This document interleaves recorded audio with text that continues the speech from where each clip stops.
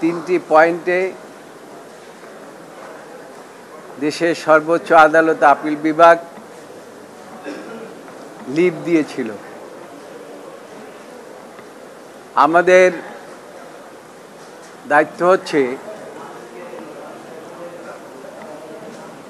Nationalist পার্টির secretary জেনারেলের পক্ষে এই রিভিউ পিটিশনটা কেন আমরা দায়ের করেছি এবং কেন আদালত এই 13 অ্যামেন্ডমেন্ট পিটিশনটাকে রিভিউ করবেন।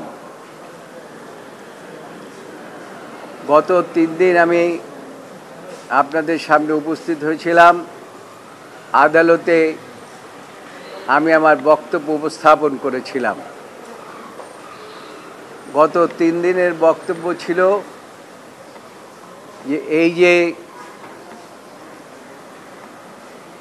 13 অ্যামেন্ডমেন্ট জাজমেন্ট যেটা তৎকালীন আপিল বিভাগ দিয়েছে, এর মধ্যে 4 জন ছিল মেজরিটি, 3 জন ছিল মাইনরিটি। আমি চেষ্টা করেছি যে মেজরিটি জাজমেন্টে তারা শর্ট অর্ডার দিয়ে কি বলেছেন এবং পরবর্তীতে 16 মাস পরে জনাব খায়রুল হক সাহেব যে জাজমেন্টটি দিয়েছিলেন সেখানেও মেজরিটি জাজমেন্ট ছিল।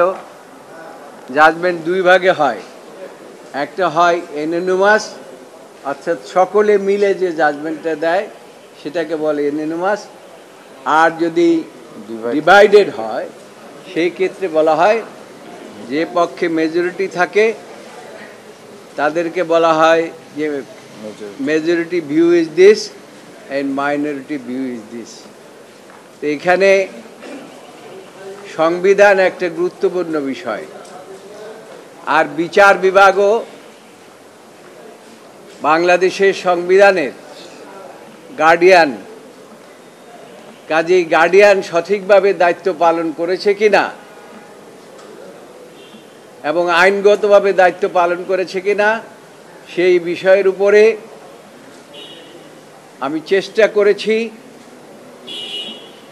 ইন্ডিয়ান ডিসিশন প্লেস করার, কানাডিয়ান ডিসিশন প্লেস করার এবং আমাদের নিজেদের দেশের যে সমস্ত সর্বোচ্চ আদালতের রায় আছে সেগুলো প্লেস করার। আমরা চেষ্টা করেছি যে অ্যামিকাস কিউরিরা কি বলেছেন, আর প্রধান বিচারপতি খায়রুল হক সাহেব তার ফুল জাজমেন্টের মধ্যে কি ইতিহাস তুলে ধরেছেন।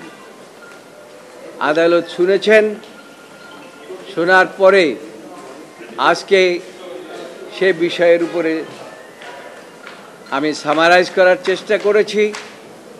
কারণ আদালত গত শুনানির সময় একটা প্রশ্ন উত্থাপন করেছিলেন যে যদি, কারণ আমি বলেছিলাম লর্ড কর্নেলিয়াসের ভাষায় 16 DLR, যেটা রিপোর্টেড ইন 16 DLR, যে এই জাজমেন্টটি in the eye of law is not a judgement. সেই জন্য আদালত জিজ্ঞাসা করেছিলেন যদি জাজমেন্টই না হয় তাহলে আমরা রিভিউ কি করব। সেই বিষয়ের উপরে আজকে শুনানির প্রাথমিক অবস্থায় আমি বলেছি যে this is the highest court of the country. এই কোর্ট জাজমেন্টের সমস্ত দিক পুঙ্খানুপুঙ্খরূপে রিভিউ করার ক্ষমতা আছে। তো সেখানে এই জাজমেন্টের যেহেতু 2টা পার্ট, একটি পার্ট হচ্ছে শর্ট অর্ডার দিয়ে বলেছে যে আরও 2টি নির্বাচন তত্ত্বাবধায়ক সরকারের অধীনে হতে পারে গণতন্ত্রের স্বার্থে, আর সেখানে আরও কিছু অবজারভেশন প্রথমেই দিয়েছেন ওই জাজমেন্টের মধ্যে শর্ট অর্ডারে, যে কোনো বিচারক, কোনো বিচারপতি, কোনো সরকারের প্রধান হতে পারবেন না, তারা কোনো দায়িত্ব নিতে পারবেন না। তো আমি বলেছি প্রথম পার্ট যে জাজমেন্টটা হয়েছে তার মধ্যে আমি একমত। এই জাজমেন্টটা হয়েছে আমাদের আপিল বিভাগের রুল 10(2) অনুসারে। কারণ আপনাদেরকে আগেই বলেছি অর্ডার 10(2) সেখানে বলেছে যে আদালত শুনবেন, শোনার পরে হয় তাৎক্ষণিকভাবে জাজমেন্ট দেবেন অথবা জাজমেন্টের দিন ঘোষণা করবেন, এই মর্মে ওপেন কোর্টে ডিক্লারেশন দেবেন। এই ক্ষেত্রে এই মামলাটি 8 দিন শোনার পরে একটা শর্ট অর্ডার দিয়েছেন। ওই আপিল বিভাগের রুলসেই আছে, যদি এই শর্ট অর্ডার বা যে অর্ডারটি ওপেন কোর্টে দিলেন এইটাকে পরিবর্তন করতে হলে আইদার রিভিউ করতে হবে, বা যদি এইটার কোনো ক্লারিক্যাল বা অ্যারিথমেটিক্যাল কোনো মিস্টেক থাকে তাহলে পরে কোর্ট সুমোটো করতে পারবে। কিন্তু এই ক্ষেত্রে যখন পূর্ণাঙ্গ জাজমেন্ট দিলেন তখন রিভিউ কোনো পিটিশন আদালতের সামনে ছিল না। রিভিউ আবেদন না থাকা সত্ত্বেও আপিল বিভাগ সুমোটো তারা ফুল জাজমেন্ট দিলেন, এবং সেই জাজমেন্টটা দিলেন কখন? যখন প্রধান বিচারপতি রিটায়ারমেন্টে গেলেন তার 16 মাস পরে।